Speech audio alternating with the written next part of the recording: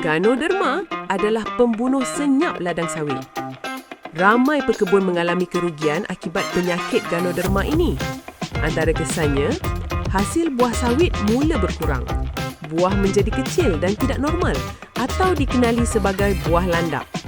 Daun sawit juga akan kelihatan semakin menguning. Pertumbuhan pokok menjadi perlahan dan pokok mula kehilangan kekuatan. Kesan yang paling ketara ialah kemunculan cendawan Ganoderma di bahagian pangkal batang. Tanda jangkitan sudah berada pada peringkat serius.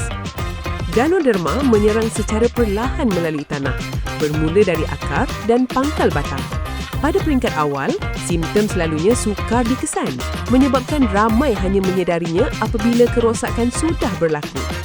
Walaupun jangkitan Ganoderma tidak boleh dihapuskan sepenuhnya, risikonya boleh dikurangkan dengan pengurusan tanah ladang yang betul, penjagaan kesihatan tanah, saliran yang baik serta penggunaan bahan organik seperti Ajimino menyokong struktur tanah dan aktiviti mikroorganisme bermanfaat. Seterusnya membantu akar menyerap nutrien dengan lebih baik. Bila tanah sihat, akar kuat. Bila akar kuat, pokok lebih padu.